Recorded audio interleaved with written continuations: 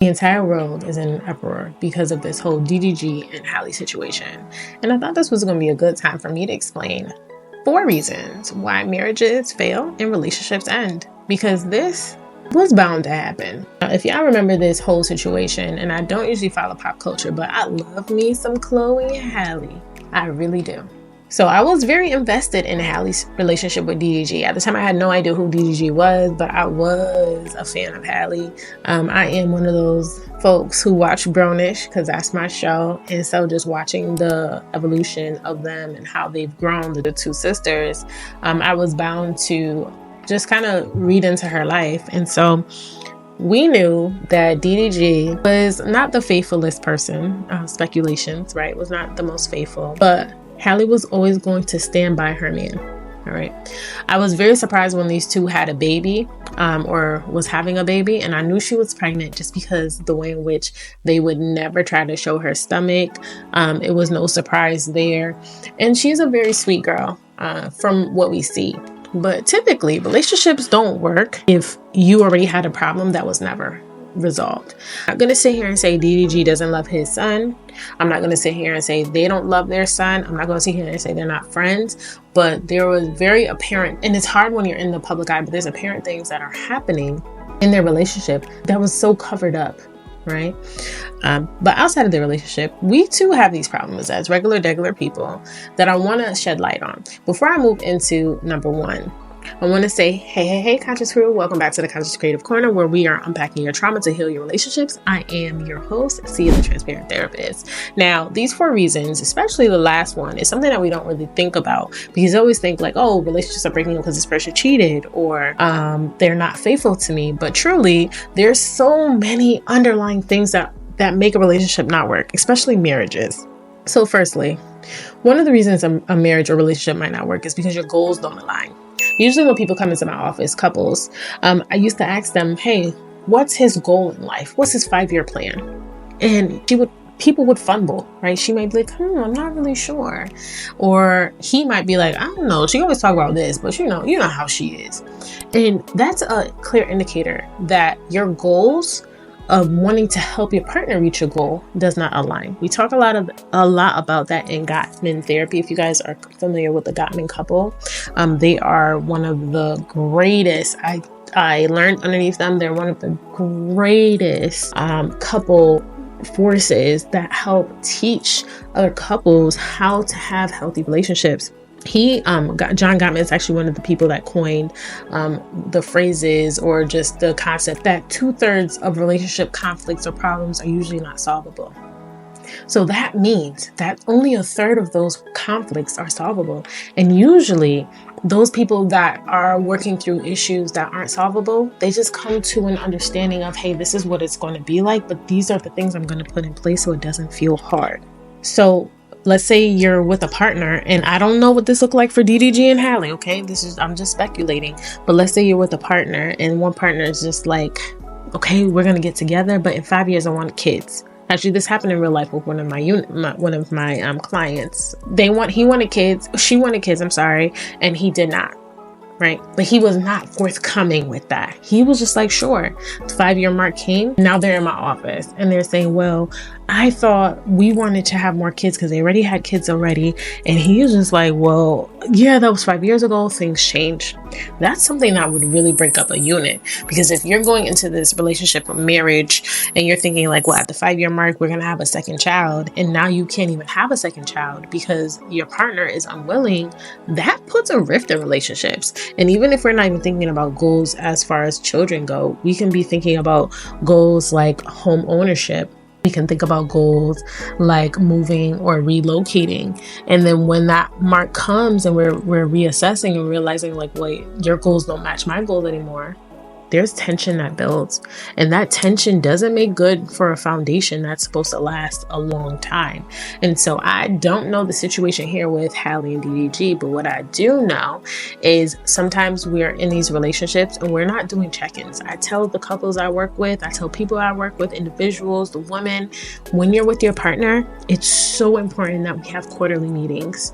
All right. Because at the end of the day, you are in a partnership. And what does partnership look like? In business, partnership looks like, hey, we are constantly having these conversations. We understand that the business always changes, so we need to be on the same page. Same thing here. You're in a partnership with a person. The relationship is always going to change, so you need to be on that same page. So that means I'm going to come to you every quarter, and even more, which would be more beneficial. I'm going to come to you and ask, hey, do your goals look the same? Do they align the same? Are we on the same page? Because if at any point I can get above or ahead of the problem before it becomes a problem, we can probably make this thing work. 2, the second reason, we play the blame game a lot. And sometimes we get so comfortable with our partners that we start to tell our partners that they're the reason that we aren't where we want to be, and they're the reason for our downfall. Again, this whole DDG situation, I remember he put out a statement saying like, we've just decided that this is the best. We're going to be the best co-parents. Wonderful. But I'm wondering if there was any blame, like any kind of blame games going on there, right? Again, I'm just straight speculation, okay? I don't know DDG and his career. I don't know Halle and her career, but I'm wondering if any of them at any point says like, you're holding me back from being my best self. Or let's say us normal folks who are not in the entertainment world, right? Maybe somebody loses a job and they're like, you're the reason why I don't got this job anymore. You wanted me at home cleaning the house. You wanted me to be at home, maybe having these kids, and now I don't got a job. You're the reason. This blame game then puts in resentment. And this resentment is going to last a long time, which is why you should always pair yourself with like a coach or someone that's like me or someone that's like, oh, me too, who can help you through some of these issues, especially when you join a free program that is going to help you unburden some of these stressors, process some of these things that you have deep down that you have not addressed before. Because the program that I'm speaking about is called the Trauma Transition Elite Program. And that's where women who desire to have long-lasting relationships are able to connect with themselves, but then connect with people who are just like them. And we go through and we have these talks and we have these sessions where we're doing therapeutic things, therapeutic techniques that are evidence-based and evidence-driven that help you to put yourself into this place where you are no longer living out of a wounded place, but a healed place or a healing place, because healing is everlasting, right? We're always evolving. We're always healing. And if you're that kind of person that says, look, my business is great, or I'm a leader in my, my fields, or I'm in this career and my money is great, but I just can't find this man, my partner that I want to be with because I keep choosing the wrong person. This is the same guy, different face.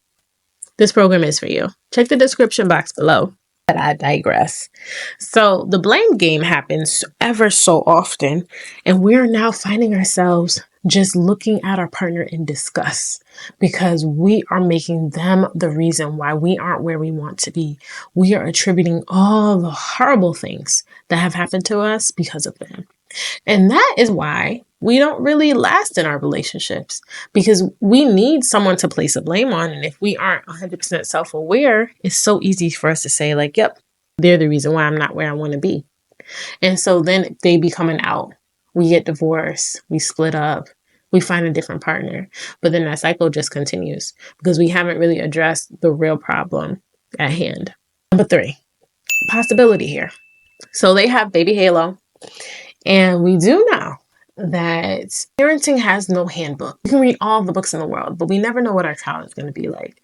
And I can't tell you how many times I've seen people come into the office or just kind of hit me up and say like, look, my husband and I have different, or even myself, right? When I first had my first child, they're like, we have different parenting styles and we can't get it right, right? Because then that parent who comes in and is like, hey, we're so different, I can't get it right. It causes tension as well.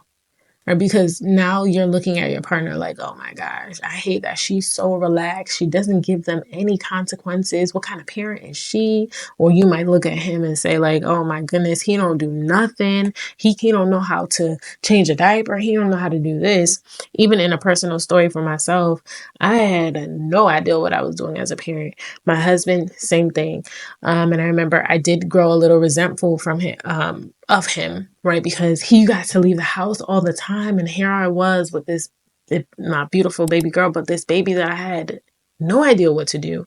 And so I'm consulting with myself. And I remember him as a parent, he was just like, at first, he was just like, well, these are things that you should do. And it wasn't until I could teach him a little bit more to say, like, no, this is how I would like our parenting styles to look. Maybe you can be a little bit more softer with the children. Maybe you can do a little bit more things that are educational with the children. It started to work and it started to click and it helped with our dynamic. But if you have a partner that is resistant to changing, you have a partner that is resistant to taking any kind of feedback when it comes to parenting, that also makes a very rough, and I mean rough, platform to parent, but yet alone be together.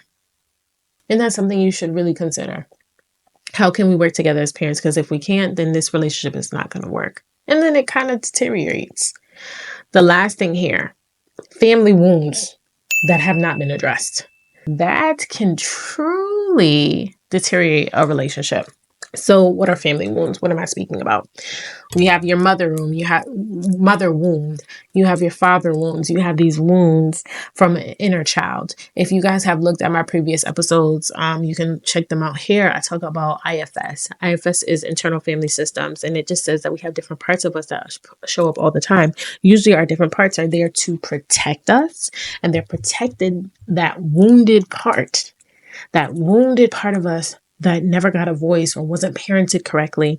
And if we have our partners that are dealing with mother wounds, father wounds, abandonment, father issues, daddy issues, if that partner has not taken the time out to address it, guess where it's going to show up? In your relationship. And from your relationship, how do you progress from that? How do you move from that? Can you move from that? It's very hard to do so because now you're in a relationship with the person that you want to be with, but this person doesn't know how to be with you. And you know what exacerbates that? A child, okay? Because now you have a child, and this kind of 3 and 4 tie into each other. You have this child that you are with all the time, and they're experiencing these wounds. They're experiencing the hurt that you are experiencing. And the hurt hurts a lot, right? It hurts a lot. So much so to the point where you're like, oh my goodness, I just want this person to be in my life, but they can't be with me because they're stuck in that wounded part where their mother hurt them, or their father hurt them, or their mother wasn't there for them, or their mother chose somebody over them. And so now you're seeing this pattern repeat in your relationship, and then you break up. Some of these things that I'm talking about are so crucial. As adults, we need to learn how to push past them, but in a healthy way, in a safe environment, which is why I have the community. I keep telling you, this trauma transition elite program is for someone like you, where you're hurting, but you keep smiling every day. You're crying in the bathroom, but you still show up to work, knowing that you want a partner that understands you. You want a partner to heal with, but you don't even know how to heal yourself. Which is why I'm going to urge you to join the program. It's free. It doesn't cost you a penny. This 4-week program is going to help at least get your foot in the door of healing. So make sure you check the link below. As for DDG and Halle, I'm hoping they are living their best lives as co-parents. I'm truly hoping that everything works out for the best for them, because it sucks when you can't have a partner that understands you, or the partner be who you want them to be. And even if they broke up amicably, because we don't know, we only have the words of what was said, it's still important for us to touch on the fact that this child will Halo will probably have a healthy life, but in 2 separate places, which can also be seen as a blessing. But it's just sad that they will be separated, because a lot of the world cherished their relationship, and now their relationship is no longer what it is.